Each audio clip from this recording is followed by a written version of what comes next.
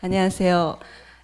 충무로 영화제 감독주간 감독이 감독에게 묻다 감감묻. 오늘 모데레이터라는 걸 처음으로 합니다. 좀 한국말도 서툴 수도 있는데요. 양해를 해주십시오. 양영희입니다. 잘 부탁드립니다. 그리고 자기소개로 해. 예, 안녕하세요. 임신한 나무와 도깨비 공동 연출한 김동령이라고 합니다. 와주셔서 감사합니다. 네, 안녕하세요. 박경태입니다. 반갑습니다. 우선은 간단히 두 분이라고 뭐 부부이시기도 한데 필모그래피를 소개를 드리겠습니다. 김동령 감독님 필모그래피 장편으로서는 2019년 임신한 나무와 도깨비 감독, 각본, 촬영, 편집, 예고편까지 하시고 2012년 거미의 땅 감독, 각본, 편집, 촬영, 2008년 아메리칸 엘리 감독, 주연, 제작, 그리고 단편으로서는 2004년에 러스트 앤드 파운드 감독을 하셨어요. 박경태 감독님은 필모그래피로서 장편 같은 2019년 임신한 나무와 도깨비 감독, 각본, 촬영, 예고편 같이 하셨고 2012년 거미의 땅 감독, 각본, 편집, 촬영, 2009년 사당동 더하기 22 감독, 촬영을 하시고 2003년 나와 부엉이를 감독하셨습니다. 여기서 그 쫙 어느 영화제에 나갔고 어디서 어떻게 수상을 했고 하는 말씀은 안 드립니다만 제가 일본에서 왔기 때문에 일본 야마가타 다큐멘터리 영화제에서는 오가와 신스케산도 아메리칸 엘리로 수상을 하셨고 또 임신한 나무와 도깨비로서는 이미지 포럼 에서도 수상을 하셨습니다. 일본에서는 정말 중요한 상을 수상을 한 두 분에 대해서는 그 다큐 관계자들의 관심도 아주 큽니다. 그걸 먼저 말씀을 드리겠습니다. 오늘은 이 특히 세 작품 임신한 나무와 도깨비 최신작 개봉이 올해죠. 올해 되고 개봉 제작은 2019년입니다만 그리고 2012년에 거미의 땅, 2008년 아메리칸 엘리 주로는 이 세 가지 작품에 대해서 왔다 갔다 하면서 아주 자유롭게 다큐멘터리를 만든다는 거, 다큐멘터리란 뭔가, 다큐멘터리를 만들면서 있어서 조심하시는 거, 즐겨 하시는 거, 무엇이 힘드시고 무엇이 재미있으신지 또 부부로서 작업을 하시는 어려움, 즐거움 그런 것을 기탄 없이 이야기할 수 있으면 합니다. 네. 그리고 사실 지금 수프와 이데올로기 지금 개봉 중이라서 몸이 10개라도 모자르신데 이렇게 저희 같이 함께 모더레이터로 해주셔서 윤경희 감독님 너무 영광이고 감사합니다. 아니면 제가 감사합니다. 불러주시고 감사합니다. 스파 이데올로기도 봐주세요.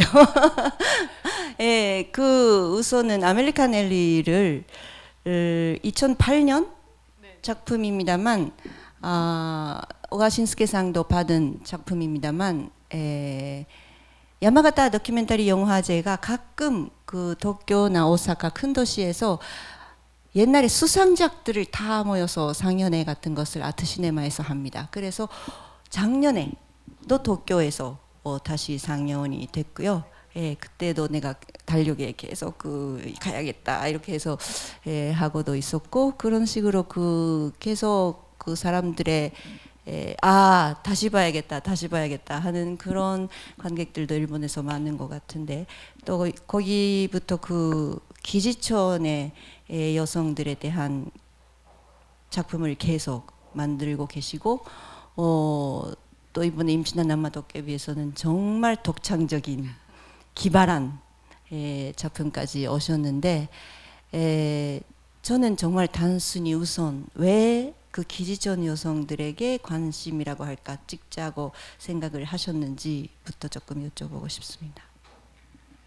네, 일단 사실 제가 2008년도에 아메리칸 엘리라는 영화를 이제 완성을 했는데 그 시작은 2004년도에 제가 이제 영화학교를 졸업을 하고 아주 정말 우연히 어떤 아르바이트가 있는 줄 알고 그 기지촌 현장 단체에 가게 됐어요. 근데 그게 기지촌 현장 단체인지도 몰랐고 그냥 어떤 그 영어로 통역을 하는 알바가 있다고 그래서 찾아갔는데 거기가 기지촌이었고 그래서 이제 두레방이라고 하는 단체에서 이제 처음 일을 먼저 시작을 하게 됐습니다. 근데 제가 갔을 때 이미 그 박경태 감독이 2003년도에 나와부엉이라는 장편 다큐를 완성을 해서 사실 제가 영화학교를 다닐 때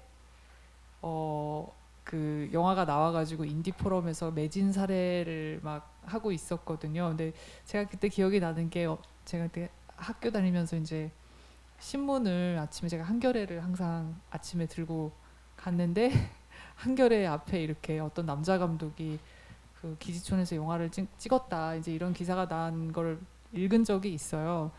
근데 이제 그걸 몰랐고 2004년도에 이제 아르바이트가 있는 줄 알고 갔는데 박경태 감독님이 이제 있었던 단체였고 이제 저 같은 경우에는 이제 그 당시에 기지촌에 있는 한국 여성들이 더 이상 일을 하지 않고 있었고 필리핀이랑 러시아 여성들이 일을 하고 있었기 때문에 이제 영어로 상담을 그 통역을 하는 일이 필요했어요. 그래서 제가 그러면은 그 이제 일을 하겠다. 근데 이제 돈을 못 주겠다고 하더라고요. 그래서 돈을 주는 일이 아니었던 거예요 처음부터. 그래서 몰랐어요. 그래서 그러면은 자원봉사로 하겠습니다. 그래서 자원봉사를 하기 시작을 했어요. 근데 너무 재미있었고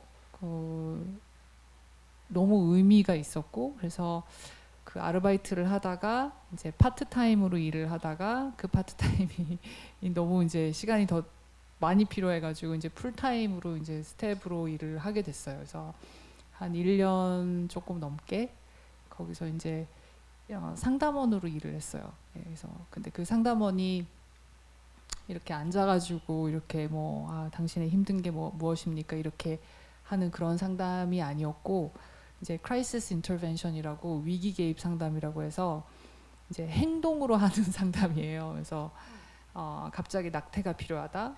그러면 이제 누군가가 병원비와 그 병원에 데려가는 역할 그리고 다시 이제 뭐 쉼터로 데려가는 역할 또는 뭐 탈출이 필요하다고 이제 긴급 전화가 왔을 때 그 몰래 밤에 가서 그 여성이랑 교신을 해서 이제 탈출을 시킨다거나 이제 그래서 쉼터에 이제 데리고 간다거나 아니면 뭐 출입국 사무소에 가가지고 뭘 싸워야 된다 이제 그러면은 그 여성이랑 같이 가가지고 막 삿대질하면서 이제 막 싸우고 이제 뭐 이런 일을 1년 동안 하게 된 거죠. 예, 그래서 저는 이제 이미 영화학교를 나왔기 때문에 그 일을 하면서 나는 여기서 다큐를 찍어야겠구나 반드시 여기서 영화를 찍어야겠구나 이런 생각을 계속 했죠. 예. 그렇게 해서 이제 그 상담원 생활이 끝나고 나서 카메라를 들었고 그리고 되게 빨리 끝날 줄 알았어요. 저는 너무 제가 그 장소를 잘 알고 뭐 주인공들하고 친하고 그래서 빨리 끝날 거라고 생각했는데 제가 처음에 염두에 뒀던 주인공분들께서 다 그 강제 추방을 당하셨어요. 그래서 이제 주인공 없이 제가 막 떠돌고 이분 찍었다가 저분 찍었다가 이렇게 하다가 4년이 걸렸죠. 그 찍기 전에 돈을 못 받는 알바처럼 그 일을 어느 정도 하셨어요?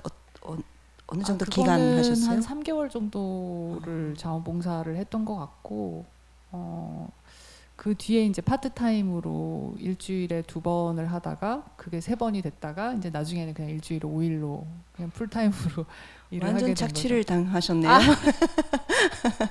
일본에서는 사기라고 네, 할 수도 근데 있는데 그래도 너무 좋은 리서치도 되셨고. 근데 이제 그 두레방이라는 그 곳이 이제 84년도인가 86년도에 이제 생겼는데 그 문익환 이제 목사님의 부인이 되시는 이제 문동아 죄송합니다.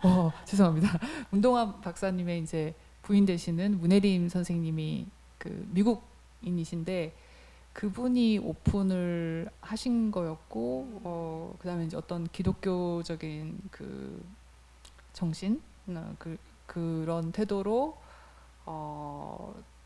이제 인권적인 그런 일들을 하게 된 거죠. 그래서 사실은 지금은 이제 많은 인권 단체나 여성 단체들이 페이가 있고 어떤 직업으로서의 활동가의 그 길을 가고 있지만 그 당시만 해도 정말 진짜 종교적인 사명감이라든지 아니면 돈을 못 받아도 이거는 인권 활동이기 때문에 내가 시간이 날 때마다 와서 하는 이제 그런 분들이 참 많았어요. 그래서 좀 그런 분위기 속에서 좀 저도 자연스럽게 그거를 시작을 했던 것 같아요. 그리고 이제 나름대로 사실은 나는 나중에 영화를 찍을 사람이니까 이 정도는 내가 해도 된다라고 생각을 했고, 그래서 그때도 제가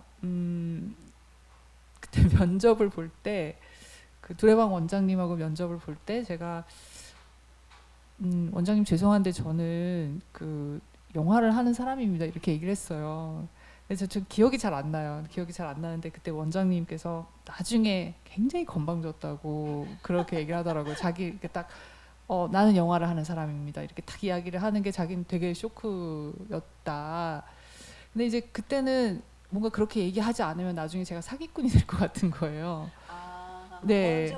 먼저 이야기를 해놔야 그렇죠. 하는 그런. 왜냐하면 나는 나중에 여기서 분명히 이걸 소재로 해서 영화를 뭔가 시나리오를 쓰든지 뭐 다큐를 찍든지 뭘 할 것 같은데 아무리 여기서 내가 카메라 없이 일을 한다고 하더라도 나는 영화를 하는 사람이다라는 거를 밝혀야 된다는 게 당연하다고 생각을 했고, 그래서 너무 제가 세게 얘기를 했는지 어쨌든 굉장히 나중에 원장님이 정말 깜짝 놀랐다고 어떻게 이렇게 굉장히 대바라지게 얘기를 했다고 그러시더라고요. 근데 아니 그때도 이제 처음 면접 보고 왔나? 제가 그 식당 우리 두레방에서 항상 한 식당이 있어요. 옆에 있는데 원장님이 이제 데리고 들어와서 원장님이 좀 말이 좀 약간 예의스럽지가 않아요. 그래가지고 저보고 경태 씨 막 이러면서 얘 잘난 척하는 것 좀 들어봐 이러는 거예요. 그 내가 왜 이러고 있는데 영화 아카데미 출신이다라고 하는데 이제 영화 쪽에서는 뭐 다 알잖아요. 그게 어떤 중요한 학교이고 무슨 맥락이고 저도 근데 영화하고는 전혀 관심도 없고 그 영화를 해야겠다, 영화가 좋다 이런 일도 없는 사람이거든요. 사실 그때 나와봉이를 만들고 했어도 사회학 전공이고 공부를 하거나 이제 현장에서 운동을 하고 싶었지 영화는 아닌데 이제 딱 와가지고 영화 하는 사람이고 영화 아카데미 나와서 이러니까 저도 이제 나는 그게 무슨 학교인지 모르고 그 무슨 어디 무슨 언론사나 이런 데서 하는 무슨 시민 강좌 뭐 그거 생각하고 저는 저 민주언론운동신문연합회에서 VJ 과정 나왔어요. 그러니까 이게 또 모르죠. 또 이러고 그래서 나는 뭐 영화 아카데미 나왔구나 이러고 그리고 무슨 영화를 이제 나와봉이를 만들었으니까 굉장히 영화를 많이 알 거라 생각하고 뭐 봤냐 하나도 안 봐. 고다르가 누군지도 모르던 사람이었기 때문에 그때 그래서 나와봉이로 뭐 영화제 가면 주위에서 영화 공부 좀 하라고 그렇게들 야단을 치고 프로그래머들이 그럴 때 저는 더욱더 영화는 내 길이 아니지 이러면서 나는 그 사회학이나 해야지 아니면 그 현장 활동가를 해야지 이러고 있었던 때 동영 씨를 만나서 계속 영화를 이야기하고 배운 거죠. 이제 뭐 제가 뭐 책 보고 뭐 필름 보고 이런 거 그 별로 안 좋아하기 때문에 썩 그 취미가 아니기 때문에 어릴 적에 취미가 아니니까 아직까지도 그게 잘 안 되더라고요. 그래서 이제 주로 옆에서 듣고 이러면서 좀 변했던 것 같아요. 그 영화 시작을 들으면서 두 분의 그 로만스의 시작도 같이 들은 것 같은 느낌인데요. 제가 실은 오늘 이런 이야기를 하는 것도 처음이죠, 우리? 네, 맞아요. 가끔 문자하거나 수다 떨고 하는데 이런 영화 하는 것도 처음이고 아까까지 이런 이야기를 하자 해서 약속한 것도 없어서 지금 나 되게 신선하게 듣고 있습니다. 근데 새삼스럽게 김동령이라는 인간을 지금 한마디로 새삼스럽게 그 확인을 한 것 같아요. 속심을 감추어서 대상에게 다가가거나 아니 별로 지금 조금 찍고 있는데 별거 아니야, 별거 아니야 이렇게 해서 다가가서 찍는 사람도 가끔 있거든요, 다큐멘터리 찍을 때. 근데 저도 처음에 영화 될지 안 될지 모르지만 영화로 할 생각이다, 영화가 될 수 있다, 이 카메라 받으면 당신 큰일 날 수 있습니다 하는 것 정도 이야기를 해놓고 오케이를 받아야 된다는 의식이 나도 아주 센 사람이라서. 근데 역시 같은 의견이구나 그런 것도 지금 느끼면서, 근데 왜 그렇게 하시냐 생각하니까 내가 김동룡 감독님이 페어네스가 있는 분이라고 저는 항상 생각을 하고 있어요. 아주 대등해야 된다. 찍는 사람 찍히는 사람이든 그 어떤 입장이든 사람들이 여러 가지 그 생활이나 여러 차원에서 여러 생활 여러 직업 사람들이 있는데 평등하다고는 좀 말 못하잖아요, 이 세상이. 근데 평등하지 못한 세상에서도 사람과 사람은 대등해야 된다 하는 의식이 바탕에 아주 있는 분이라고 저는 생각을 하고 있어요. 그래서 이야기를 해도 아주 재미있고 기분이 좋아요, 항상. 네, 지금 조금 그걸 목격한 것 같은 느낌인데. 근데 저도 조금 동영 씨하고 좀 달랐죠. 이렇게 영화 정말 뭐 정직하게로 할까, 진정성 대상에 대해서 이제 존중을 하고. 근데 저는 이제 시민 단체 속에서 있었기 때문에 처음 시작은 사실은 다른 선배가 하나 이제 기지촌에서 영화를 자기가 찍을 수 있다라는 것에 대해서 뭐 하여튼 있었어요. 그래서 그분 조연출로 시작을 했는데, 그래서 두레방에 가고 뭐 원래는 이제 저 같은 경우는 이제 거리에서 투쟁 속보 그리고 비디오 액티비스트라고 그때 그랬었는데, 그거 하면서 이제 항상 그 장애인 이동권 투쟁이다, 아니면 철거, 뭐 어디 노동, 뭐 이런 식의 사건이 빵빵 터지고 있는 그곳에서 이제 전경을 뒤로 이렇게 하고 이렇게 찍는 그런 걸 되게 했었는데, 근데 그것이 이제 전 그때 당시에는 뭐 좀 미디어 운동, 민주 운동, 뭐 하여튼 그렇게 생각을 하고 들어갔기 때문에 영화를 찍는다라는 그 관계의 복잡성하고 시간성에 대해서는 생각을 안 하고 있을 때였거든요. 그러다가 이제 단체에서 자원활동하면서 이제 그 하기로 했던 그 양반은 다른데 취직하고 막 이러면서 그냥 사라지고, 이제 그 두레방에서는 뭔가 단체의 그 프로파간다라고 말하면 좀 너무 그거고, 어쨌든 그런 영상이 되게 필요했었을 때야. 예. 기지촌 문제를 좀 알려야겠다. 근데 이제 투쟁 속보를 할 수도 없는 공간이었던 게, 이제 사건이 일어나는 공간이 아니에요. 낮에는 정말 쥐죽은 듯이 조용한 동네고, 밤에 그냥 뭐 영업하고 이런 곳에서 딱 한 번 그때 서정만 할머니 살해 사건, 그때 미군에 의해서 그 잡히지도 않았는데, 그럴 때 이제 막 모여가지고 으쌰으쌰 하게 되는 그런 곳이었거든요. 근데 이제 서정만 할머니 시해 사건 이후에 이제 그런 영화가 필요하다 해서 했는데, 그때는 또 영화도 아니었어요. 그 영화 개념이 아니라 그때 여성부한테서 반성매매 교육 비디오 만들자고 해서 돈을 받아서 홍보 비디오로 이렇게 시작을 한 거였는데, 제가 좀 이렇게 뭘 하자 그러면 금방금방 실증을 내고 다른 데 잘 튀는 성격이어가지고, 원래 그게 이제 콘티가 그런 거잖아요. 남자들이 이렇게 성매매 업소 가서 이런 거 재현하고 막 그럴 때 주위에 뭐 액티비스트 감독들 불러서 하기로 하고 했다가, 이거 또 이렇게 하면 뭐 하나 싶어가지고 그때 이제 나화봉이라는 좀 다큐를 만들었죠. 근데 이제 단체에서 시작하다 보니까 그분들에게 이거 영화다, 영화가 될 거라고 말을 하거나 그런 거 없이 그냥 단체의 의리, 관계로서 만들어졌죠. 그런데 이제 중간에 제가 뭐 우연히 샹달의 것만의 국경 넘어서를 보고 저걸 한번 따라해 보자 해서 좀 이상하게 변해갖고 영화가 되고, 나중에 저는 이게 이제 약간 그때 당시에 열린 TV 이런 식의 그 퍼블릭 액세스 그런 데 정도로 생각을 했거든요. 그래서 우리가 어디 가서 반성매매 홍보 비디오만이 아니라 그냥 그것보다는 퍼블릭 액세스나 이런데 그 열린 채널에 나올 수 있는, 시민 방송에 나올 수 있는 걸 생각을 했는데, 의상해로 전주영화제나 이런 데서 그때 김은희 프로그래머셨는데 막 이렇게 픽업을 하셔가지고 영화제에 가는 거예요. 그래서 근데 그 박형태 감독님께서 그렇게 단체 상영 같은 걸 그렇죠. 좀 그리셨는데 김동련 감독님은 어땠어요? 완전 반대. 아니죠. 그러니까 저랑 완전 반대였던 거죠. 네. 태도도 다르고 저는 이제 근데 약간 이제, 활동가, 그래 활동가 마인드가 좀 강했고 그래서 영화제 가서 제가 감독으로 호출 당하면서 얼떨떨하게 있었던 차에 이제 동영 씨가 와서 영화 아카데미 탁 영화 이렇게 하고 들어온 거지. 그래서 내가 이건 뭘까 이러면서 관계를 영화적으로 다시 이제 바꿔나가기 시작한 것 같아요. 점점.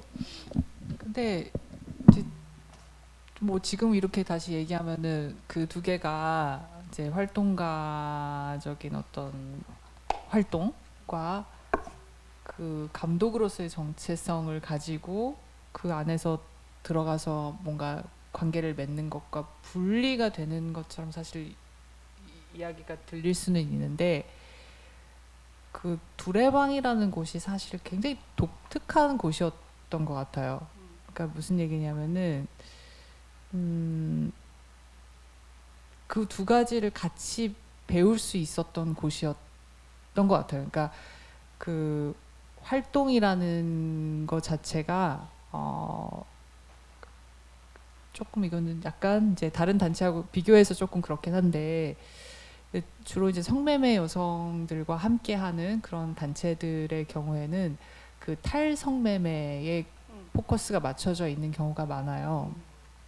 그래서 이제 가능하면 이제 성매매를 하지 않을 수 있도록 뭐 다른 어떤 재활 프로그램이라든지 그걸 재활이라고 부르거든요. 재활 프로그램이라든지 뭐 상담이라든지 이런 것들이 포커싱이 되어 있었다면 그 두레방은 좀 굉장히 독특하게 자율성이 굉장히 높은 곳이었어요. 그래서 예를 들면 인순 언니도 거기서 만나게 됐는데 인순 언니가 어떤 프로그램을 하든 본인의 마음대로 들어왔다 나갈 수 있는 자유가 있었고 그거를 뭐 말을 안 들으신다고 해서 뭐 지원이 끊기거나 뭐 이런 데가 전혀 아니었어요. 그래서 이런 말을 해야 된다, 하지 말아야 된다는 그런 게 것도 전혀 없고. 없었어요. 두레방이. 그걸 계속 요구를 했지. 이야기를 가르쳐도 딴 이야기 하면 그냥 또 하고. 그렇죠. 그래서 항상 두레방은 이제 항상 이렇게 뭔가 이렇게 막 긴장 관계와 막 이 사람이 이렇게 얘기를 하면 막 너네는 그걸 몰라 뭐 이러면서 막 이런 거가 있고 그게 굉장히 이제 열려 있는 공간이었어요. 그런데 그 안에서 이제 그 현장이라는 걸 말하자면 너무 그 숭고하거나 아니면 무겁게 이렇게 받아들이지 않았던 것 같고 이분들이 굉장히 자유롭게 무엇을 생각하고 무엇을 좋아하고 또 어떤 측면에서는 되게 우리가 생각할 때 별로 정치적으로 올바르지 않은 말들도 굉장히 많이 하시거든요. 그러니까 뭐 예를 들면 그때 이제 그 미군 탱크가 여중생을 그 압사하는 그런 사건이 일어났을 때도 언니들은 그 굉장히 이제 그 미군 편이었어요. 네네네네. 네. 그리고 뭐 예를 들면 그 외국인 여성들이 지금 들어와서 자기들이 했던 일을 하는 거에 대해서는 가난하니까 당연히 해야지. 이제 이런 그 착취를 옹호하는 발언을 하신다거나 이제 되게 다양한 어떤 의견들이 있었고 그거를 자유롭게 표현할 수 있는 공간이었고 그래서 이제 그 안에서 되게 많은 거를 습득을 했던 것 같아요. 예. 그 미국 그 압사 사건이 있었는데 그 미국 편이었다 하는 가해자 편이었다 하는 것은 네네네. 예를 그러니까 들고 모르고 뭐, 죽였는데 반성을 하고 그렇죠. 있다든지 그런 거예요? 반성은 아니고 자기네들이 피했어야지. 아니, 이제 뭐 그렇게 말을 하는 언니들도 조금 많았고. 더 디테일하게 이야기하면 그 미군 편이라기보다는 갑자기 이제 반미 운동 때문에 엄청나게 많은 사람 촛불을 들어 그거에 대한 반대였어요. 사실은. 아무래도 네. 그 미국 군인들이랑 같이 사니까 같이 그 그렇죠. 있어서 자기들도 생존한다는 부분도 조금 있잖아요. 그 그렇죠. 시점에서는 그게 시점에서는. 좀 컸던 거죠. 네네. 그래서 갑자기 물러나라 이러기도 아. 하고 그때 어떤 일이 있었냐면 제가 있을 때인데 이제 갑자기 이제 분노한 어떤 청년이 이제 화염병 들고 미군 부대에 와서 혼자 와서 구호 외치고 미군 부대 안으로 화염병 던지기도 했어요. 그러면 이제 미군이 한 일주일 동안 밖에 외출 금지가 되거든요. 그러면 그 지역에서는 그게 이제 갑자기 이제 타격을 입는 거죠.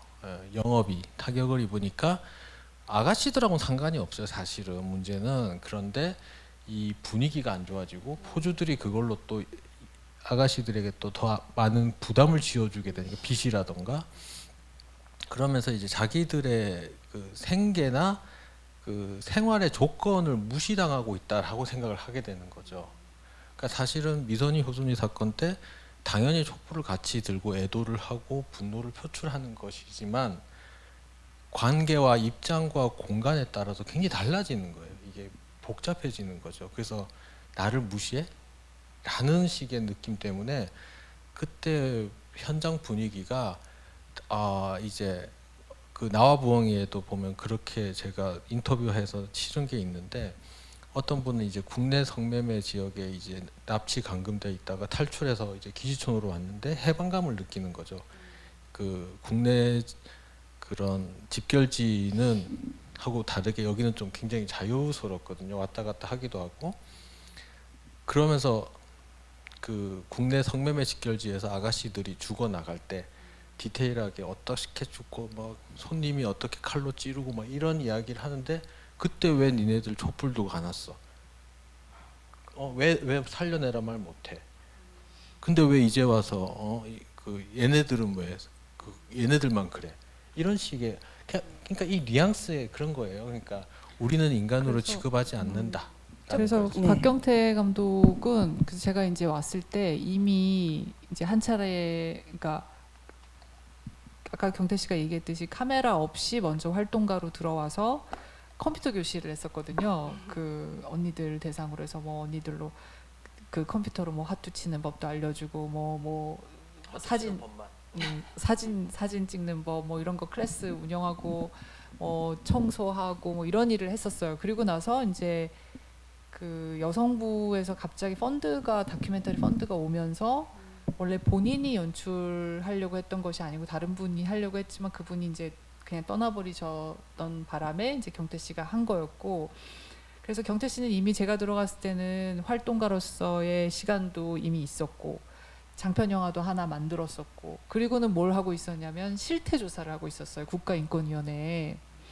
그래서 연구 활동가 그다음에 이제 감독의 정체성이 완전 그냥 다 섞여 있는 사람이었고 근데 대신에 이제 아까도 얘기했듯이 영화를 본 게 별로 없었어요. 경태 씨가 이제 무슨 영화 제일 좋아하세요? 이러면 스타워즈요. 이제 이런 사람이어가지고 저하고 좀 되게 달랐죠. 저는 그렇게 하면 안 되지 않아요? 그래서 제가 그래서 계속 나와봉이 다 좋은데요. 거기서 뭐가 좀 안 좋고요.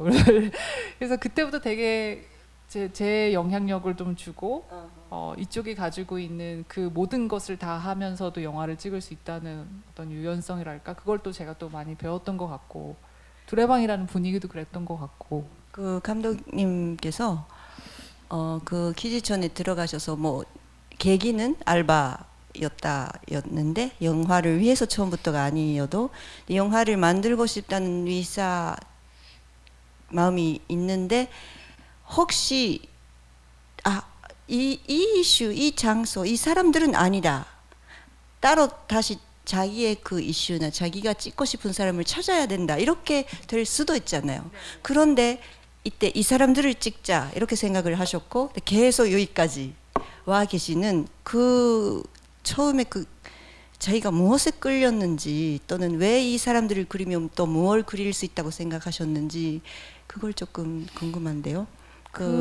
하나 너큐를 네네. 찍자면 좀 반해야 된다고 할까요? 또는 집착이 필요하잖아요. 네네네. 네, 반한다는 것 좀 말이 어색한데 여러 의미에서 그 집착이 필요해서 네, 어디에 그걸 느끼셨는지 저는 매력이라고 할까? 그 완전 매료됐던 것 같아요. 첫날부터.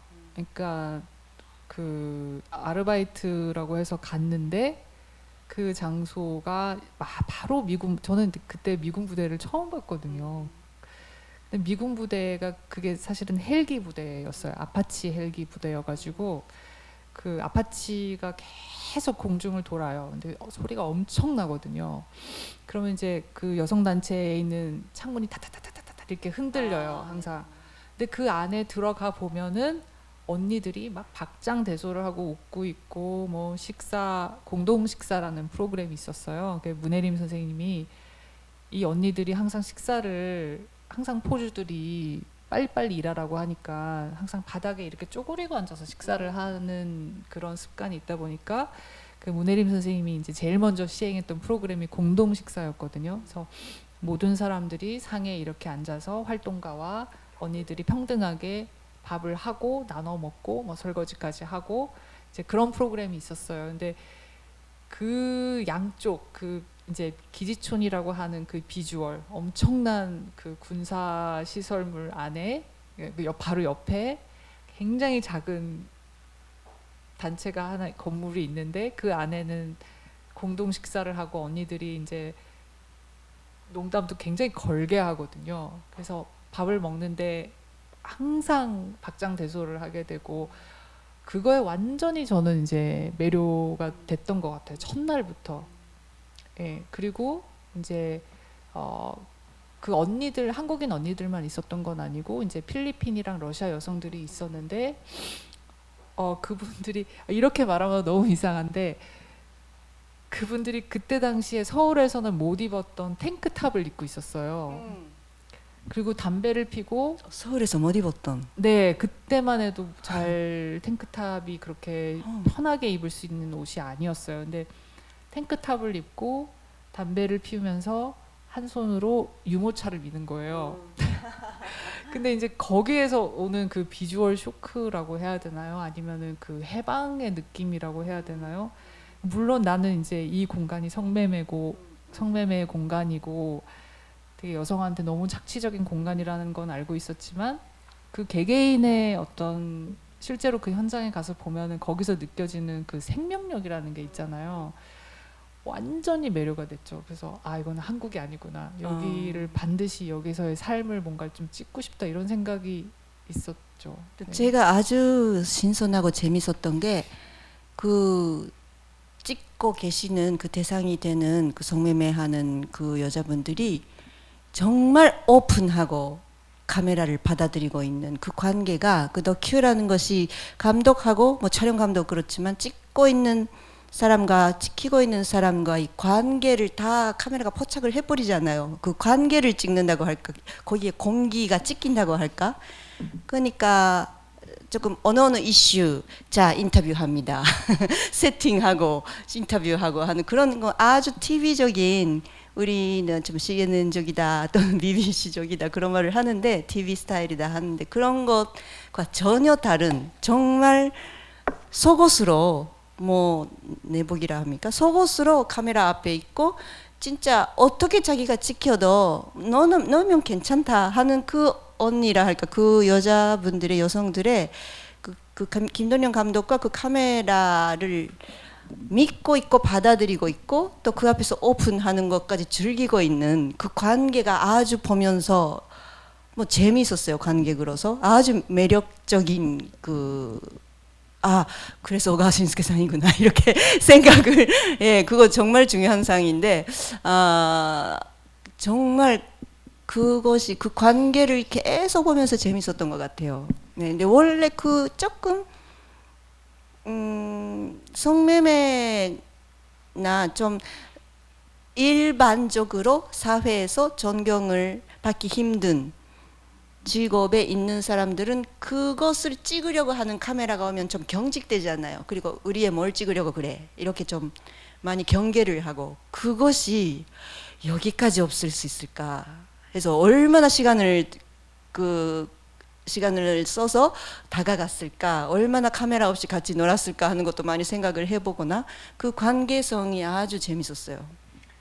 근데 사실 불편해하는 거가 있지만 그걸 쓰지 않은 거죠. 예. 근데 그 아메리칸 엘리는 그래서 이제 한국 여성이 한 분밖에 안 나오시죠. 예, 할머니 한 분밖에 안 나오시고 외국 여성들만 제가 찍게 됐는데 그 이유는 일단 뭐 한국 여성들은 이미 박경태 감독의 영화에 다 나와서 자기가 하고 싶은 이야기를 다 했기 때문에 그런 것도 있었지만 사실은 그 언니들이 저를 받아주지 않았어요. 예, 한국 언니들은. 그 러시아나 필리핀 여성들은 다 20대였고 저도 20대였고 비슷한 고민이 있잖아요. 남자에 대한 고민도 있고 뭐 결혼에 대한 고민도 있고 뭐 삶에 대한 고민도 있고 다 다양하고 하지만 이제 같은 나이 또래이기 때문에 섞일 수 있는 게 있고 대화가 통하고 그다음에 어떤 그분들의 욕망을 읽을 수도 있고 그다음에 내 욕망을 그분들한테 이렇게 설득할 수도 있는데 한국 언니들은 차별을 많이 했어요. 경태 씨하고 저하고. 예, 그래서 일종의 그게 이제 그 성매매 시스템 안에서는 특히 이제 여자들 간에 그 위계가 있거든요. 좀 확실한 위계가 있습니다. 그래서 저 같은 경우는 이제 저 조그만 년이 어디서 우리를 찍어? 약간 이런 게 있어요. 눈빛에. 근데 이제 여기는 이미 뭐 컴퓨터도 해주고 뭐도 해주고 뭐 다 해주고 그리고 우리 그 어린 남동생 이런 게 있었거든요. 그래서 경태 씨가 가면은 언니들이 무장 해제가 되고 제가 이제 딱 가면은 왔어? 이런 게 있었어요. 그래가지고 도저히 무서워서 그 분들을 찍겠다는 생각은 아예 해보지도 못했던 것 같고 근데 대신에 이제 그 언니들 사이에서 조금 왕따인 할머니가 있었습니다. 그래서 그 할머니는 항상 이렇게 집에서 오줌을 이제 그 양변기에다가 하지 않고 바가지에다 이렇게 모아가지고 이제 집 바깥에다 뿌리는 사람이었어요. 그래서 언니들 사이에서 좀 약간 왕따였어요 항상. 그래서 근데 그분이 저를 받아주신 거죠. 예, 너 마음에 드는데 우리 집에 한번 와볼래? 그래가지고 이제 그래서 이제 아메리칸 엘리 때 그 할머니를 그분이 K. 예, 네네네. 그 K라는 이름으로 나오는 뭐 좀 네네네네. 다음 작품으로 가야 되는데 너무 네네네네네. 재미있어서 죄송합니다. K라는 그 한국의 네네, 그 할머니께서. 할머니가 네. 항상 그 화장을 하시고 맞아요. 집에서 누워 있을 때도 화장을 네. 카메라 앞에 있을 때 사람 만날 때 꼭 화장을 하는 네네. 모습도 인상적이었고 일본 다큐멘터리에 요코하마 메리라고 있죠. 있습니다. 너무 네. 너무 떠올라서 네. 그 요코하마 거리에 계속 뭐 세탁하게 화장을 한 뭐 딱 그 성매매 하는 사람이라는 말은 안 하는데 이 요코하마 시내 길 너무 가는 비슷한, 사람이 네. 다가 아는 근데 네네. 항상 서 있는 네. 근데 다가가지도 못하면서 계속 찍고 있는 그 네네. 다큐가 유명한 네네. 다큐가 네네. 있는데요. 그거 계속 생각하면서 그거를 네네네.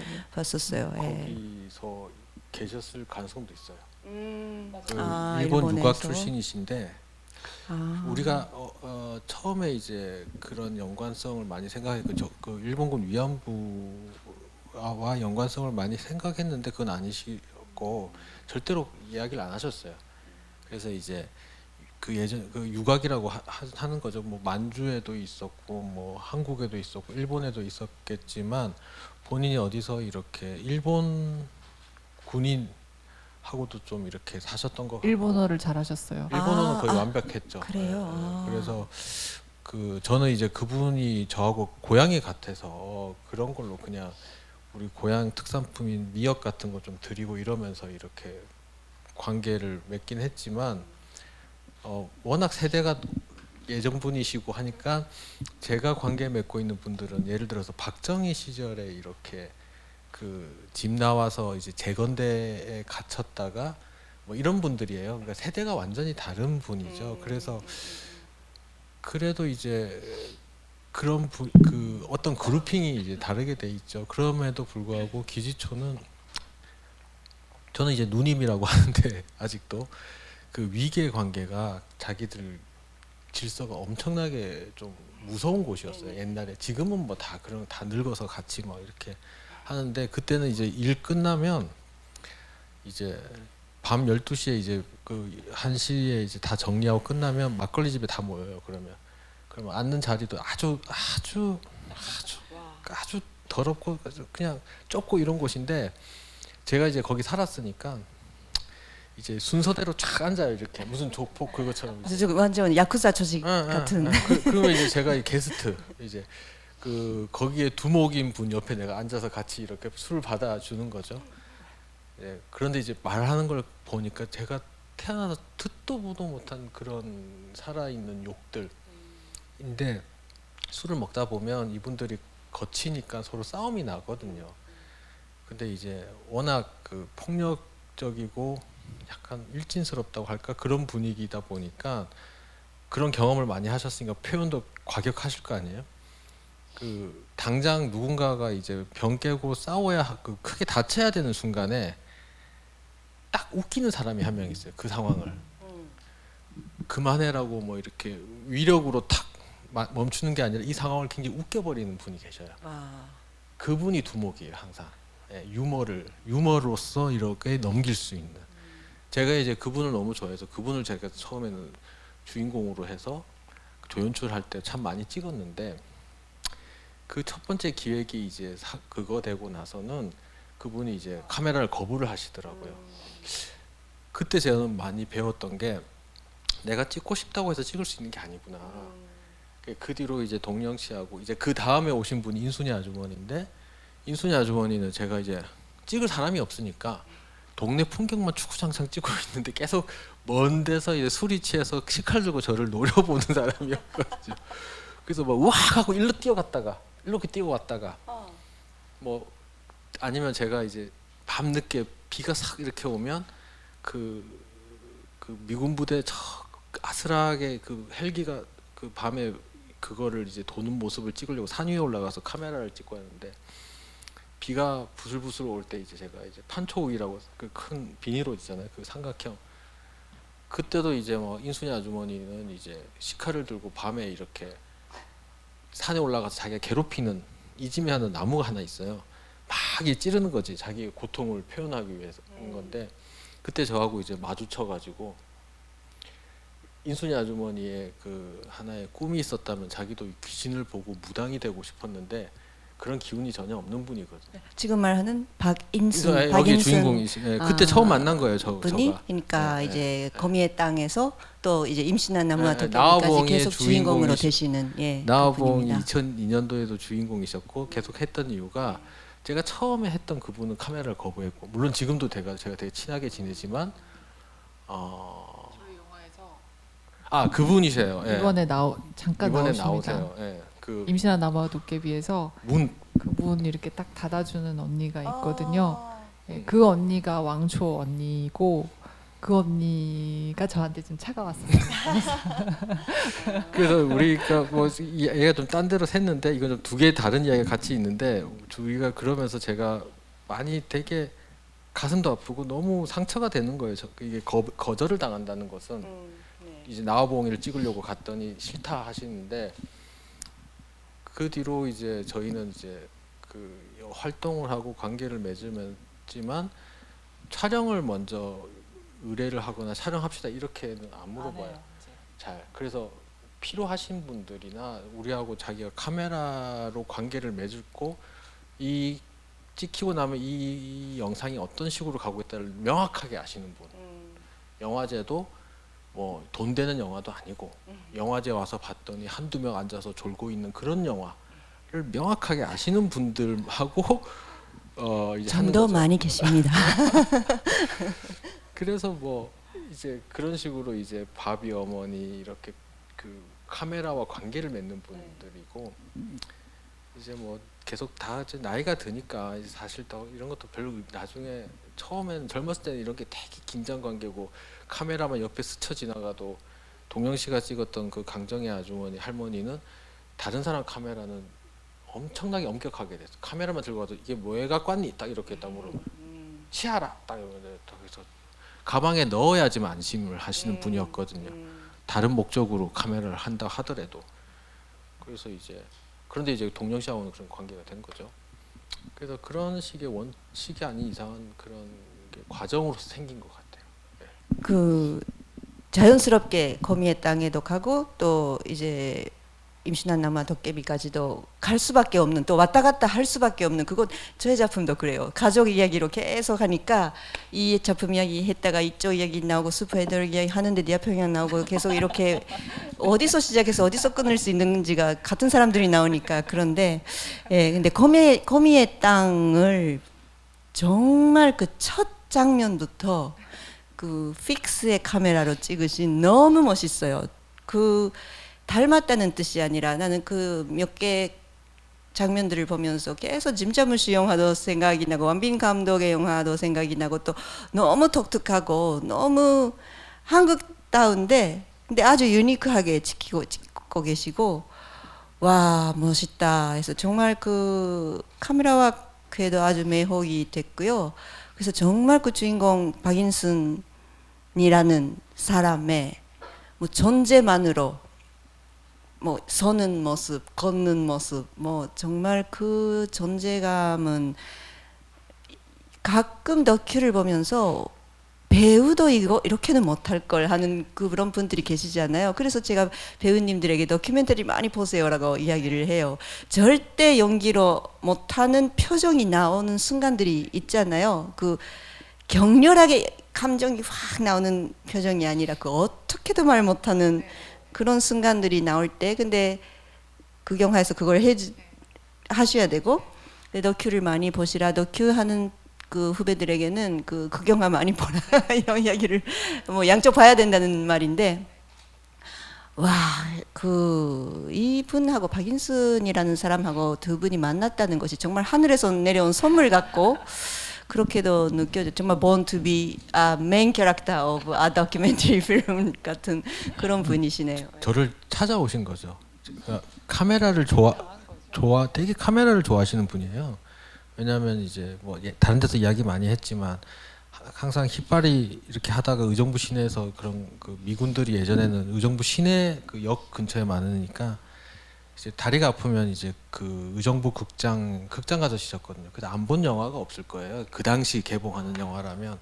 그래서 낮에 이제 영업하기 전에는 계속 극장에 앉아서 영화만 보고 계시고, 원래는 이제 아가씨들 같이 들어가면 자고 해야 되는데 이제 극장에서 영화를 다 보고, 그리고 이제 카메라가 이제 통해서 혹시나 미국에 있는 자기 자식 그 아들 딸들이 내 모습을 보면 나 여기 있다라는 걸 좀 알려주고 싶은데 굉장히 이제 순진하게 생각하시는 거죠. 이거는 그런 방송국 카메라, 뭐 외국에도 보여줄 수 있는 뭔가 그런 거대한 네트워크가 우리는 지식인으로서 그런 생각을 하지만 본인은 카메라만 보면 혹시나 나 여기 있다를 알리고 싶었던 거죠. 그래서 어떤 남자애가 계속 동네를 찍고 다니는데 자기가 자꾸 도망을 가니까 나를 싫어하나 생각하고 너무 이제 화가 나는 거예요. 그래서 나를 계속 쫓아오면서 이제 한 번은 이제 저한테 그러더라고요. 이제 술이 잔뜩 취해서 찍어도 아니고 찌겨 이렇게 계속 과음을 지르세요. 찌겨 이러고.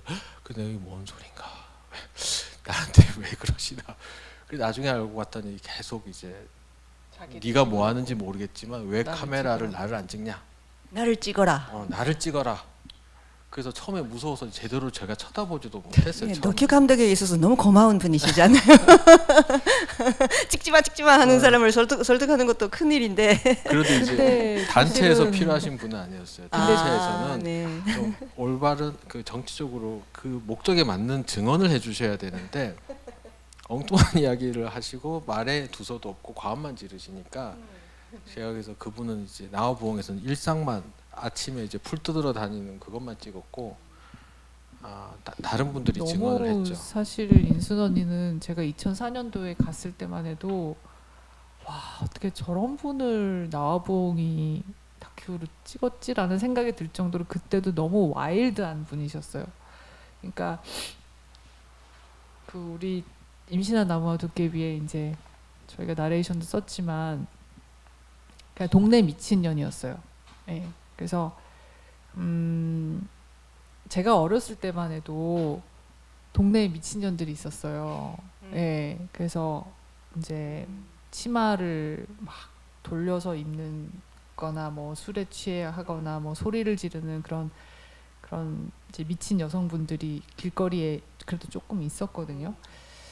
근데 이제 기지촌에 그때 갔더니 정말 목소리가 큰 여자가 그 칼을 들고 계속 다니시는 거예요. 비만 오면 칼을 들고 다니세요. 근데 그거를 예 이러면서 지금 이제 이 영화에서도 그 소리 지르듯이 약하게 나왔어. 진짜 그거에 비해. 예, 그쵸. 예, 그래서 가끔 이제 제가 혼자서 두레방에서 뭐 이렇게 문서 뭘 하고 있으면은 갑자기 문을 팍 열고 다 죽여버릴 거야 이러면서 이제 칼을 들고 이제 이렇게 해요.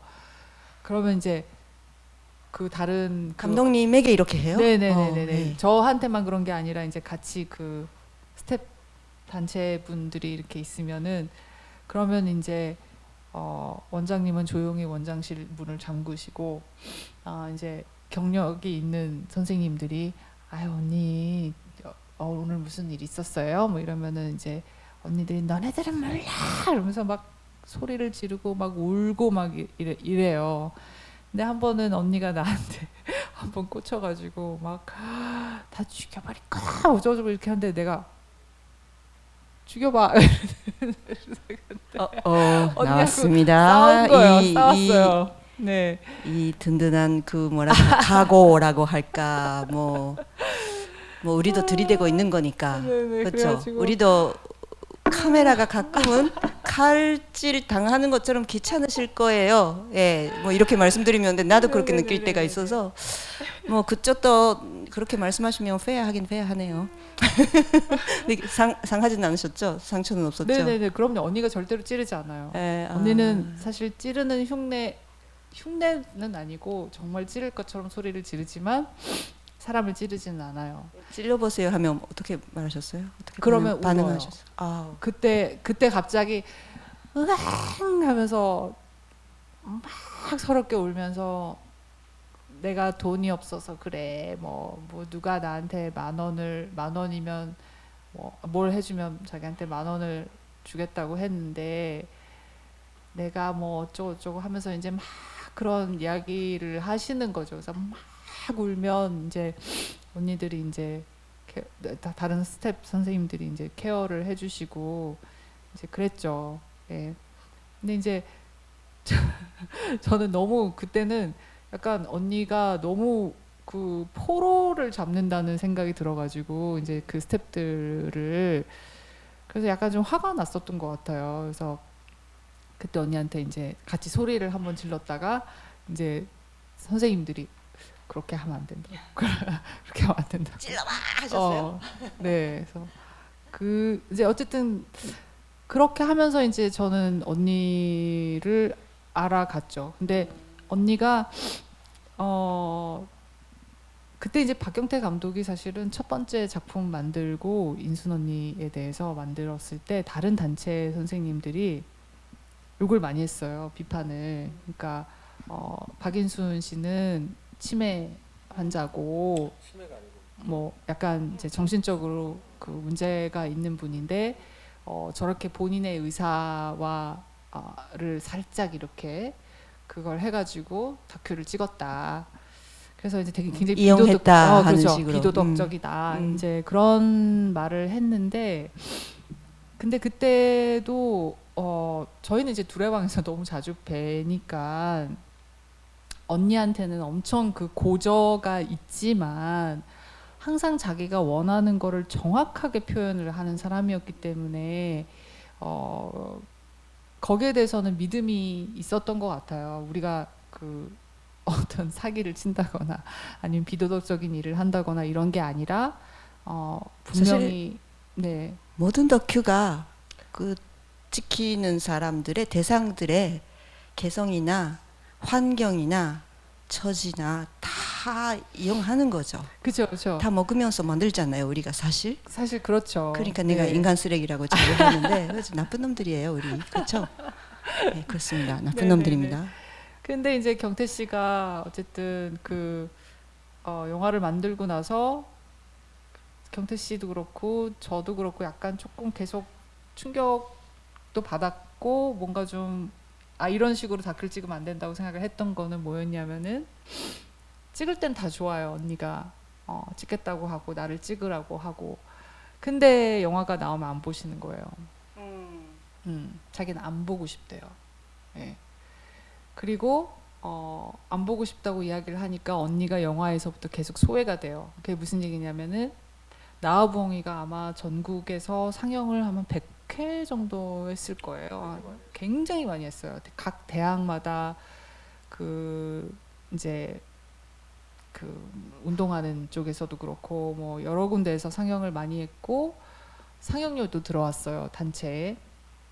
근데 어떤 거에도 언니는 이제 그 혜택이나 아니면은 정보나 자기 이미지가 어떻게 소통이 되고 있는지 이제 이런 거를 모르는 상태가 되는 거죠. 그걸 매번 이야기할 수도 없고 어떤 일이 있었는지.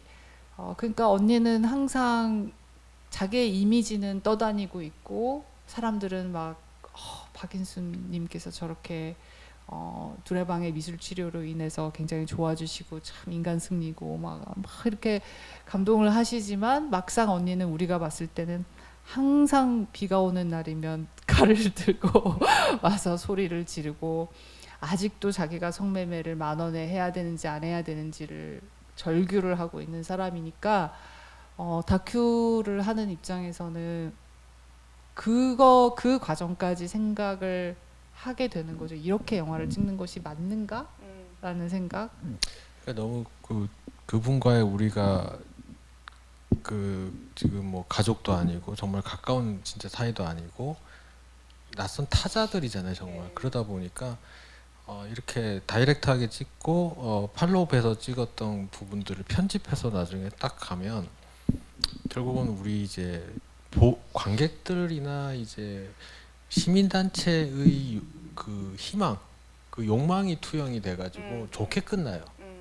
예, 뭔가 치유가 되고 희망이 있는 듯한 뉘앙스를 살짝 주는데 실제는 전혀 그런 게 아니에요. 나아진 것도 없고 나아질 이유도 없고 왜 나아져야 하는지는 우리의 관점이고 단체의 관점이고 치료의 목적도 단체의 관점이고 인순이 아주머니는 이제 그 자기가 원하는 게 무엇인지 이런 것들 계속 찾아다니고 조금이라도 몸이 편했으면 하는 사람들이지만 단체는 이 사람을 탈성매매해서 좀 더 트라우마를 좀 이렇게 벗겨주자 이런 아주 그것도 굉장히 중요한 목적이죠. 하지만 우리가 이제 외부에서 보는 우리의 욕망인 거예요. 그래서 본인이 아니라 그렇죠. 주변의 네. 욕망인 거죠. 그 영화가 그렇게 가고 나서 오히려 다큐멘터리가 가장 픽션이고 거짓말이다라는 생각을 해서 거미의 땅인가 그거 할 때 이제 야마가타에 처음으로 그 생각을 좀 정리를 해서 이 그동안 기지촌 영화에 대해서 좀 편지를 써서 보낸 적이 있어요. 그래서 왜 우리 이런 자꾸 픽션하고 재구성하려고 하는 이유가 그 텔레비전이나 보통 다큐멘터리에서 다이렉트 시네마 같은 식의 방법을 탈피하려고 하는지에 대해서 그래서 그거에 대해서 하면서 결국은 엄청난 픽션을 거짓말을 찍어냈다라는 어떤 그런 문제의식 때문에 아니, 거짓말은 아니죠. 왜냐하면은 순간순간은 정말이고 사실인데 그렇죠. 사실을 모아보니까 진짜일까? 그렇죠. 그 진짜란 것이 근데 다큐멘터리 많은 감독들이 진실이라는 말을 쓰잖아요. 우리는 진실을 탐구한다. 진실을 표현한다. 나 그거 진짜 무서워요. 너무 진실이 뭔지 난 모르겠어요. 그래서 못 써요. 진실이라는 말을 무서워서. 적어도 사실. 그런데 그 사실도 찍었을 때의 사실인데 편집하고 낼 때는 또 갭이 생기잖아요. 그래서 항상 그 트라우마 때문에 이쪽이 소모되는 건 뭐 할 수 없죠. 자기 선택으로 하고 있지만 이 대상이 피사체가 된 사람들의 그 소모 같은 것도 조금 상상을 초월할 거고 또 와 근데 또 시간이 이거 정말 5시간쯤 있으면 좋은데 죄송합니다. 많이 없어서 이제 그 픽션처럼 되어간다고 느끼시면서 그런데 정말 픽션화한 다큐라는 말도 좀 유치하지만 사실 다큐하고 드라마 뭐 픽션 논픽션이 딱 그 경계선이 보이는 것도 아니지 않나요? 그 장르란 것이 장르 영화라는 말을 한국은 특히 많이 쓰지만 나는 장르 영화를 만든다고 감독님들이 말씀하시니까 나는 조금 지금은 또 못 따라가요. 그 자기가 무슨 장르인지 모를 때가 많아서 만들 때는 장르 생각 안 하고 만드니까 아니 이것은 배우들과 해야지 이것은 뭐 가족을 찍어야지 뭐 그 정도입니다. 근데 정말 놀라울 정도 이제 극적으로 이제 여러 가지 또 장치 다른 배우들도 동원을 하시고 임신하나와 도깨비 그런 너무 훌륭한 독창적인 작품을 만드셨는데 그 과정에 가면서의 박인순님의 변화 그 두 분의 네. 변화 그런 걸 조금 그 부터, 일단 임신한 나무와 도깨비는 이제 거미의 땅 때 우리가 실험을 안 해봤으면은 불가능했을 영화이고요. 근데 거미의 땅 때 이제 아까 전에도 이제 말씀드렸다시피 리얼하게 찍는 거 그리고 순간의 어떤 사실을 찍었을 때 그분이 그 순간에 기분이 좋고 그 순간에 울고 그 순간에 뭔가가 해소됐을 때 그거는 뭐 진실이기도 하고 사실이기도 하지만 이제 막상 영화가 나왔을 때 그게 그렇게 지속이 되지 않는다. 진짜 실제 현실하고는 유리가 되어 있는 어떤 환상을 자꾸 준다는 생각이 들어가지고 그러니까 좀 이상한 거죠. 리얼하면 리얼할수록 사람들한테 그 현장이나 그 실제 인물에 대한 환상을 줄 수 있다는 생각을 이제 자꾸 하다 보니까 저희가 이제 많은 고민을 했어요. 그래서 나온 어떤 여러 가지 시도들이 있었는데 그 시도 중에 하나가 뭐였냐면 그분들이 이야기하는 것 중에 자기가 하고 싶은 장면이 있다거나 자기가 표현하고 싶은 장면이 있을 때 그거를 해보게끔 해보고 싶다라는 생각이 드는 거예요. 그러니까 그분들의 생활 속에 그렇죠. 있는 한 장면 그렇죠. 중에서 영화 안에 넣고 싶은 거. 그렇죠. 그렇죠. 그래서 이제 거미의 땅 때 그래서 이제 인순 언니한테 언니 우리가 무엇을 찍었으면 좋겠어요. 이제 그 전에는 항상 언니가 무엇을 하는지를 어떻게 어느 자리에서 카메라를 두고 촬영을 할 것인가 그래야 리얼하게 보일 것인가 이걸 고민했다면 거미의 땅 때는 이제 반대로 가본 거예요. 언니는 뭘 보여주고 싶나요? 네. 그랬더니 자기는 딸한테 그 자기가 살고 있는 빼벌로 오라는 이야기를 하고 싶다는 거예요. 그래서 자기가 편지를 일종의 이제 말하자면 옛날에 자기가 미국에서 떠나올 때 카세트 테이프에다가 자기가 편지를 남기고 왔대요. 그래서 그거를 영화로 자기가 하고 싶다. 그래서 이제 그때부터 이제 감독의 그 역할은 그걸 어떻게 비주얼라이즈를 할 것인가였고, 그래서 언니가 그러면은 그림을 그리면서 자기 딸한테 편지를 이렇게 육성으로 하는 거를 찍어야겠다라고 생각을 해서 거미의 땅 때 그렇게 했고, 그리고 이제 거미의 땅 때 이제 인물들이 세 분이었는데 마지막에 나오시는 그 흑인 혼혈인 분께서 좀 굉장히 특이하신 분이어서 그분은 이제 엄마 아버지를 모르는 고아이시고 고아원에서 자랐는데 되게 특이하게 엄마에 대한 기억이 너무 세세한 거예요. 그러니까 엄마가 없는데 엄마에 대한 기억이 너무 세세하신 거예요. 그래서 엄마가 무슨 스웨터를 입었고 자기를 택시에서 어떤 눈빛으로 바라봤고 이거를 귀가 따갑도록 매번 갈 때마다 그 얘기를 하시는 거예요. 자기 어머니가 얼마나 아름다웠는지에 대해서.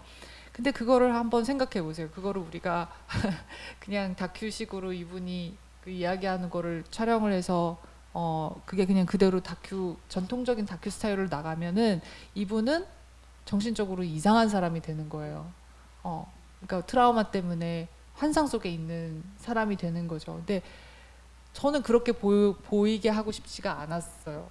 그분이 설사 그런 그 트라우마로 인해서 약간의 정신분열적인 그런 게 있다고 하더라도 그 안에 이 사람의 진실이 아까 감독님 얘기하시는 그 진실이 있다고 생각을 했고, 그래서 그럼 그분한테 그럼 당신이 원하는 이야기가 뭐냐라고 그때도 물었죠. 그래서 그분이 이제 막 엄청나게 이야기를 많이 했어요, 저희한테.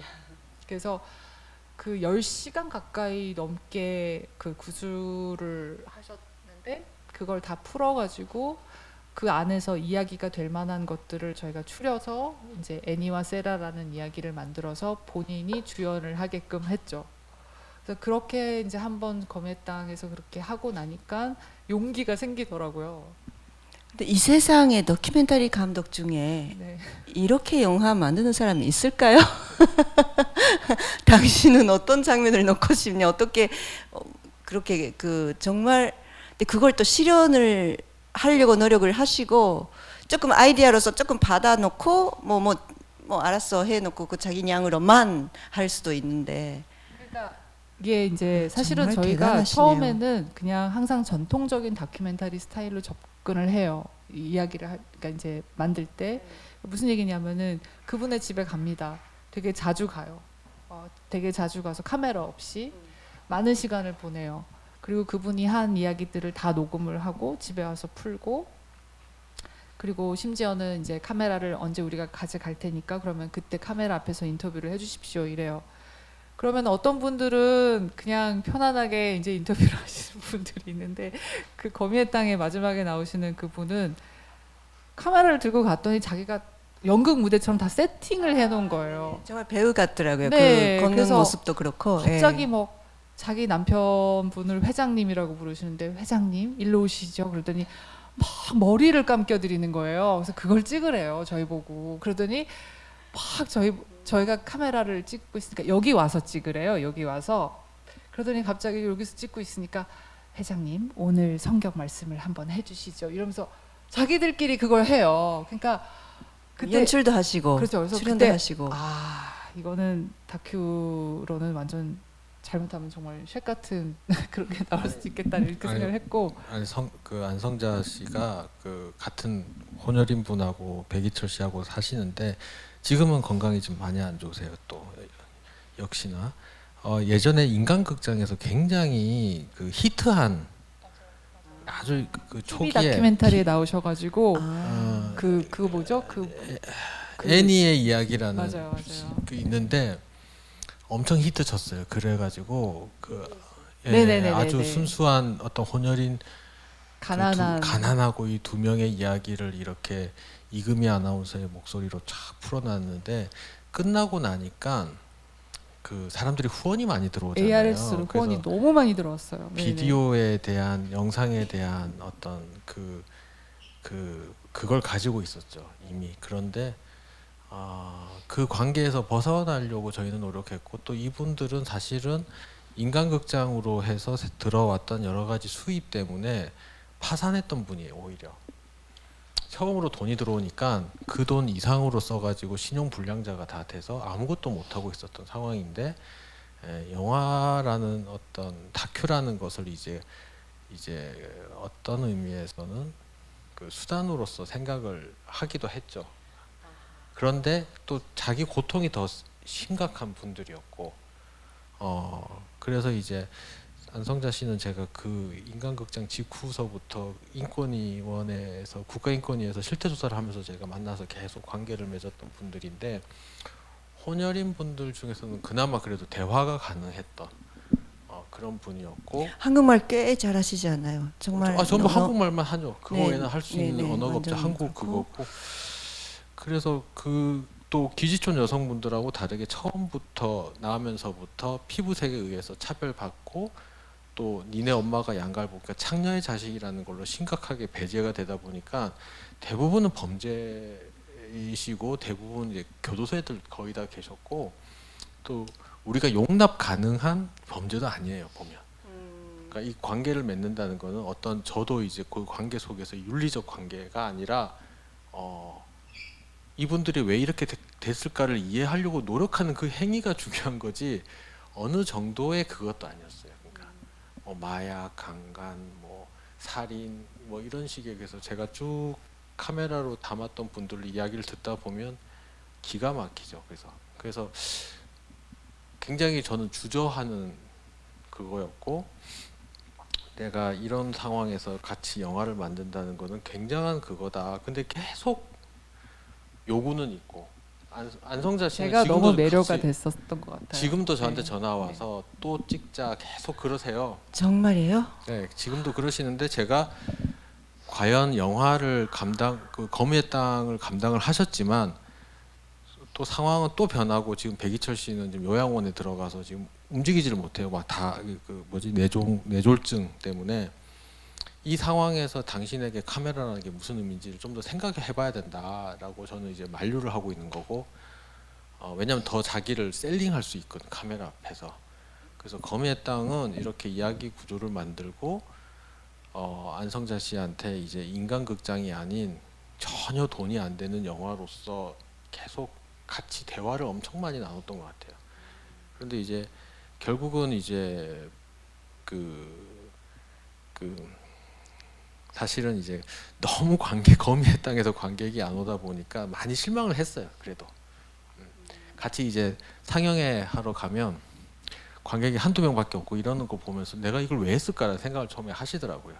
인순이 아주머니하고는 그거 자체로서 우리하고 같이 그 자기를 극장까지 같이 오고 나와보응이하고는 다르게 그 이후 과정 다 같이 했거든요. GV도 하고 뭐도 하고. 안성자 씨는 조금 아직은 카메라에서 대중을 딱 나오는 순간 또 트라우마가 작용해서 그런지 순식간 어제 술을 갖다가 막 그렇게 마시고는 취해서 쓰러져 계세요. 어떤 대중 앞에 오려면. 그래서 DMZ 영화제에서 앞까지 모시고 갔는데 어느 순간 갑자기 어디서 신기하게 사라지고 술을 먹고 와서는 이제 그러시는. 그럼 다시 또 모셔드리고 여전히 치유와 관계의 과정인데 이제 다들 할머니가 되시고 그래가지고 과연 시간이 얼마나 남았을까? 물론 제 욕심 같아서는 지금 제가 걱정되는 부분, 어떤 이상한 양아치 같은 카메라가 그런 사람 접근해가지고 셀링하면 되게 감동적인 게 나올 거예요. 불쌍하고 막 그 흑인 얼굴 피부색도 다른 사람이 자기 남편 막 반신불수된 사람 보여주면서 막 이러면 그럴까봐 걱정인 거지 저는. 그래서 계속 지금 다독거려 드리고 있고. 지금 죄송합니다. 그 아주 중요하고 아주 센시티브하고 위험하기도 한 이야기 이거 정말 계속 해야 되는데 10분쯤밖에 없어서요. 임신한 나무와 도깨비 이야기를 조금 많이 해주셔야 될 것 같아서 죄송합니다. 저도 너무 계속 듣다 보니까 시간이 이렇게 넘어가자 해도 좀 다시 돌아가서요. 그럴 수밖에 없는 것 같은데 정말 다큐의 어려움, 무서움, 정말 무서움. 배우들도 이제 자기가 프로페셔널하게 돈도 받고 출연도 하고 하는 훈련도 받고 뭐 받은 사람 안 받은 사람이 있지만 그래도 그 과정에서 현장에서 또는 이제 작품 안에서 상처 입을 때도 있고 또는 뭐 여러 가지 다 끌고 가면서 사람들을 살아가는데 무슨 뭐 보통 배우 영화가 관계없는 직장에서 일하는 것도 여러 가지가 있지만 이 영상에 찍힌다는 것도 이제 불특정 다수에게 보이고 환상 부분이기도 하고 망상 부분이기도 하지만 그래도 사생활이고 아주 프라이버시한 부분을 보여버리고 하는 그런 것의 그 위험성 같은 것도 정말 이건 좀 토론을 하면 끝이 없는데, 예.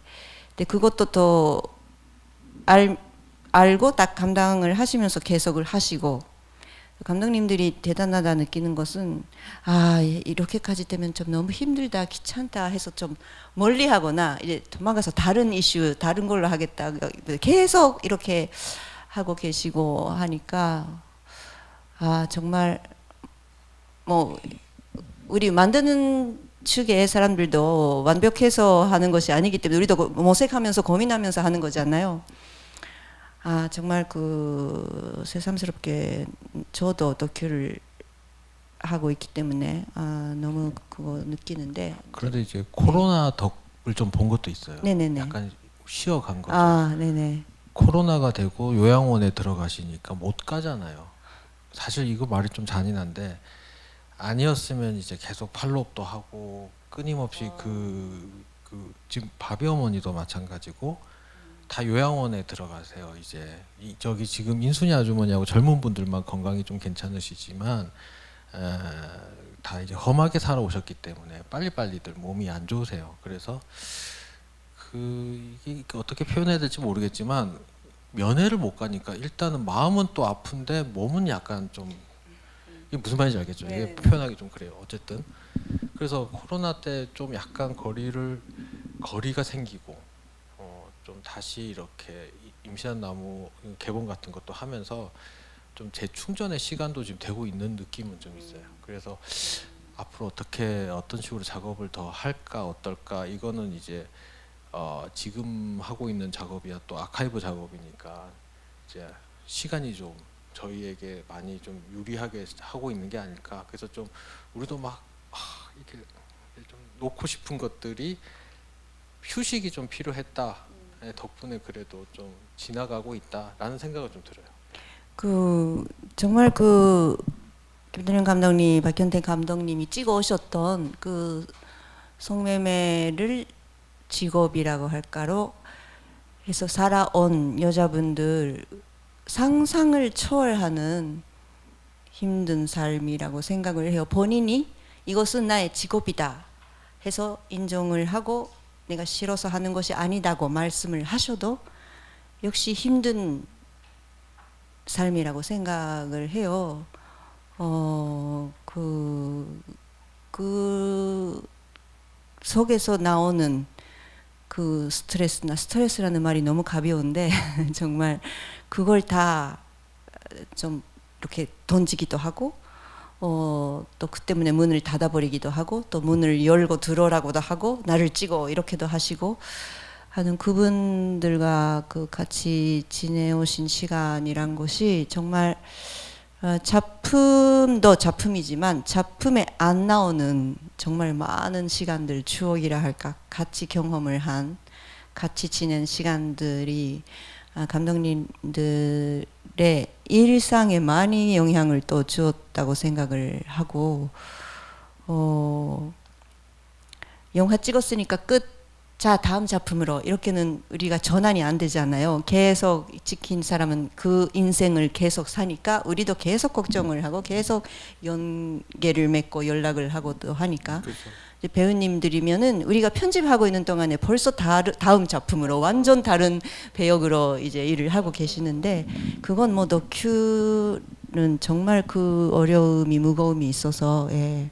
그러니까 이제 감독님 같은 경우는 이제 주어진 가족 이 운명이죠. 어떤 의미에서 이렇게 그런 저의 있는 데서 계속 변형을 시간과 관계가 시간이 흘러가고 관계가 변하면서 이 영화들이 만들어지면 저는 처음에 완전 타자 정말 취재 대상일 수도 있어요. 어떤 그 시민단체를 위한 증언자 그 이상도 그게 아니었을 수도 있는데 계속 시간을 두고 이분들과의 관계를 놓지 않고 있다 보니까 이제 인순이 아주머니하고는 그런 생각을 많이 해요. 이제 우리가 누군가가 이제 물어보면 정의를 이제 먼 친척 관계, 막 그 정도로 이야기를 하는 거죠. 왜냐하면 생각해 보면 저희 그 가족들하고는 별로 그게 없는데 인순이 아주머니가 뭐가 필요하다 그러면 같이 고민해주고 그래서 뭐 찾아서 호박즙 이게 좋겠니, 뭐 아니면 칡즙을 좋아하니까 뭐 이 칡즙 먹어보고 저 칡즙 먹어보고 이제 싼 거 구해보고 이런 게 결국은 이제 먼 친척이 아니고 좀 먼 가족 관계 이게 비슷하게 된 것 같아요. 약간은 그래서 한 번씩 찾아가고 좀 뜸하면 막 섭섭해하고 이게 이제 그 촬영 그거는 아닌 것 같고 이제 그런데 이제 문제는 이제 이별들을 이제 앞두고 있다 보니까 이제 거미의 땅에 나왔던 첫 번째 나왔던 바비 어머니는 이제 곧 돌아가실 것 같아요. 제가 보기에.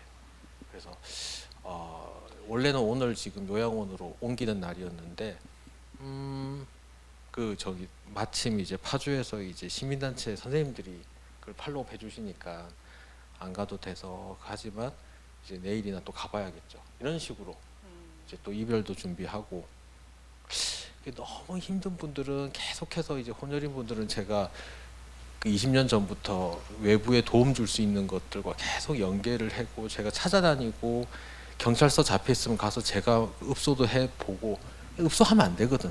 피해자 생각하면 정말 나쁜 놈인데 이렇게 해서 읍소도 해보고 새벽 3시에 또 툭하면 전화가 오고 지금은 이제 늙어서 이제 그런 게 전화가 안 오는데 또 돌아가셨어요. 두 번째 이딸을 만들었을 때 박명수 주인공은 돌아가셨어요. 이제 알코올 중독으로. 이제 이런 분들 그렇게 팔로우를 하면서 그 삶도 같이 변하는 것 같아요. 빨리 한 편 만들면 다른 걸로 가서 다른 직업을 하든 뭔가 이렇게 가야 되는데 딱 놓치지 않고 그냥 같이 관계를 잡다 보니까 같은 그게 흐름이 바뀌어 버리는 것 같아요. 예, 그래서 이제 그거 자체가 영화를 만든다는 게, 다큐를 만든다는 게 나도 변하지 않으면 사실은 대상이 오픈하거나 이런 그거가 의미가 없는 거예요. 오픈한다 안 한다를 질문해서는 안 되고 같이 변하지 않으면 찍을 수 없는, 물론 한 편은 만들 수 있겠죠 초반에. 예. 시간이 조금 넘어도 되는 걸까요? 아직 아니 여기 계시는 분들도 괜찮으신지. 예, 갑자기 이상한 질문을.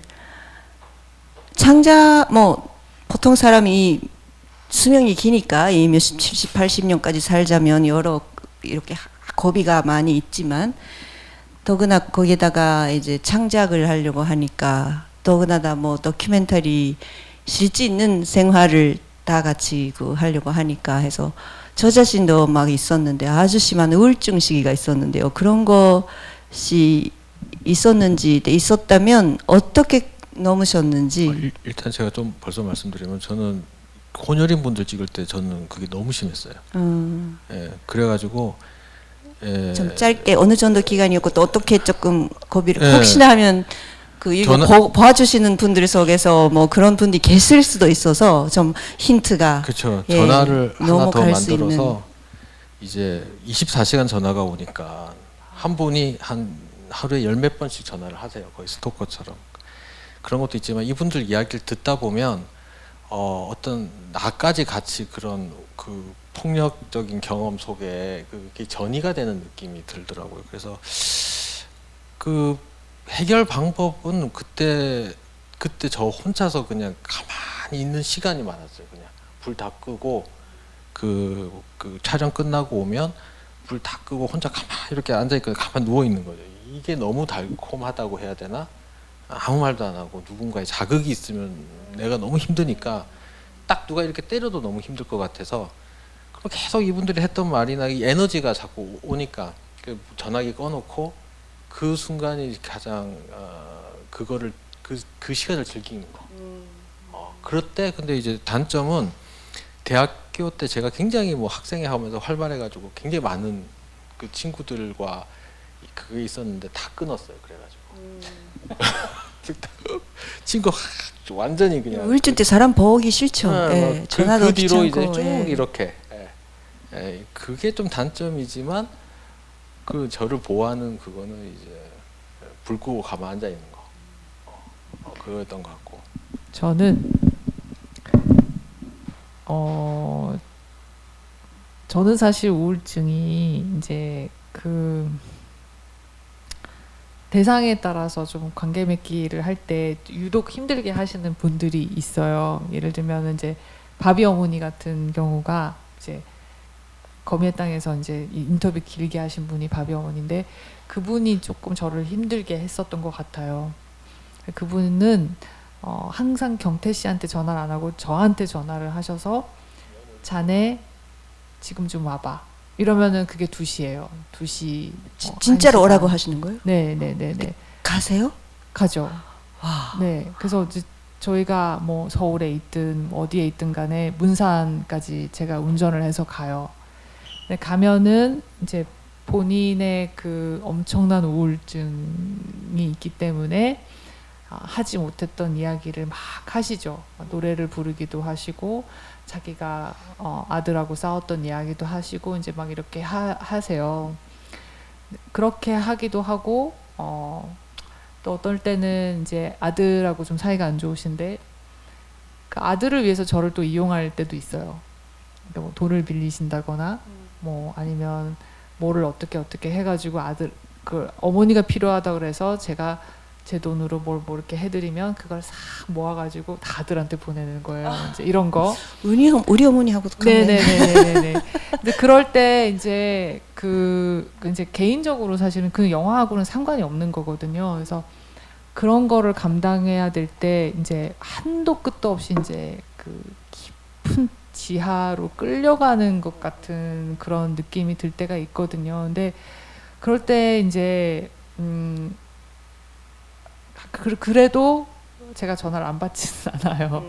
예, 안 받으면 안 된다고 생각을 해서. 근데 대신에 이제 좀 나도 뭔가 여행을 간다거나 아니면 내가 좋아하는 걸 찾으려고 엄청나게 노력을 하는 것 같아요. 그래서 내가 건강해야 그분들하고 같이 이제 관계를 이어나갈 수가 있으니까. 근데 사실은 저는 그 우울증은 그래도 이제 이렇게 말하면 좀 이상하지만 계급이 다르기 때문에 이제 그분들은 너무너무 가난하고 완전 그 사회적으로 그 사지에 몰리신 분들이지만 저는 언제든지 내가 알바를 해서 해외 여행을 갈 수도 있는 사람이고 뭐 지금이라도 뭔가 다른 어떤 뭐 커피숍을 차릴 수도 있는 사람이고 뭔가 경제적인 것이 훨씬 나은 사람이라고 생각을 하기 때문에 물론 가난하지만 네.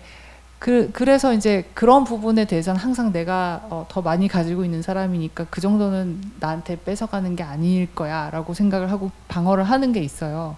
근데 이제 사실은 그거보다는 저는 어떤 우울증이 있었냐면은 영화를 개봉할 때마다 이게 이제 그 가닿지 않는다는 거 이것이 아무런 돈도 되지 않고 아무런 주목도 받지 않고 어떤 내가 엄청나게 신실한 마음으로 이거를 내 신조를 지켜서 무언가를 해오는데 이것이 이 구조가 이 시스템이 가닿지 않는다는 생각이 들 때 굉장히 절망스러우면서 작가 생활을 못할 것 같고 뭔가 심지어는 뭐 약간 좀 이제 극단적인 생각을 할 때도 있죠. 그래서 어떻게 극복을 네, 하셨는지. 그래서 제가 이제 그때부터 제가 구조를 들여다보려고 자꾸 노력을 했던 것 같아요. 독립영화라고 하는 것이 어떤 구조 속에 있고 내가 창작자고 기지촌에서 이제 이런 활동을 하는 사람이지만 나뿐만이 아니라 다른 창작자들도 굉장히 비슷하게 지금 우리나라에 뭐 예를 들면은 멀티플렉스가 98%고 나머지 2%가 독립예술 영화인데 그렇다면 나와 같은 이런 감독님들 우울증 걸린 감독님들이 너무 많을 텐데 우리는 왜 다 여기 숨어 살고 있는 거지? 왜 이 모든 걸 감당하고 있는 거지? 이제 이런 생각을 하기 시작을 하면서 우울증 심해질 것 같은데. 네, 발언을 하고 하기를 시작했던 것 같아요. 그래서 사실 지금 이게 이제 감감무도 감독조합이지만 이제 감독조합에 들었고 그래서 뭔가 연대를 해야겠다라는 생각이 들면서 저는 사실 감독조합에 들고 나서 되게 많이 치유가 된 것 같아요. 좀 이상한 얘기지만 어쨌든 다행입니다. 작가로서 예. 이렇게 모여 있으니까 개인이 할 수 없는 것들을 해 나가는 어떤 그 힘들을 자꾸 보게 되니까 그 무력함 같은 것들이 좀 많이 없어지고 그래서 창작자분들한테는 저는 꼭 뭐 노동조합이든 뭐든지 간에 연대를 하시라고 말씀을 드리고 싶습니다. 내가 겪는 문제가 나 혼자만의 겪는 문제가 아니기 때문에 감독조합에 대해서 한국 감독조합에 대해서 그런 감사는 저도 많이 느끼는데 일본에서 오니까 일본 사람이 그 단체 그룹에 속하는 걸 아주 싫어하고 근데 원래 개개인으로 활동하거나 또 개개인으로 혼자 먹을 수 있는 식당도 바도 많이 있고요. 혼자 살기 아주 편한 나라다 보니까 감독들도 많은 감독들이 어디도 안 속하는 사람들도 많은데요. 내가 정말 또 어머니 아버지 영향으로 그 단체나 그 조직을 싫어해서 완전 반면교사로서 어디도 평생 어디도 안 속할 거야 했는데 지금 감독조합에 속한 것이 근데 재미있어요 저희가요. 근데 아무 망설임 없이 있었고 많이 정말 많이 그 서포트를 또 그 힘을 많이 받고 있습니다. 근데 최근에 일본 사람들이 조합이 필요하다 하기 시작했어요. 근데 배우들도 그렇고 또 감독조합은 또 감독조합을 개선해야겠다.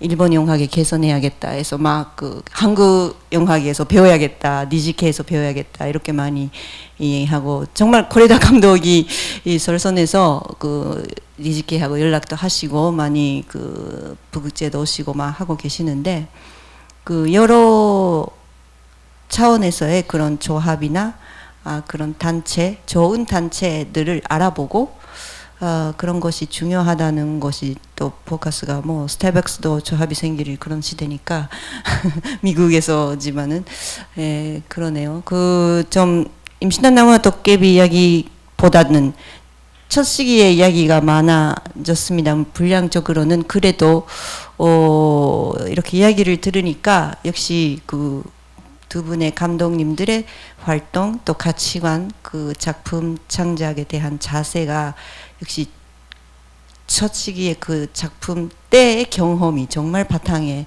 강하게 있다는 거 많이 느꼈고요. 이렇게 들으면 새삼스럽게 그 김동령 박형택 감독 기획전을 역시 세 편 다 보고 싶다는 느낌이 아주 듭니다. 그런 것도 앞으로 있으면 좋겠습니다. 저도 이제 모데레이터라고 하기보다는 계속 듣기만 했는데 참석해주신 관객분들도 즐겨주셨으면 다행입니다. 감사합니다. 감사합니다. 감사합니다.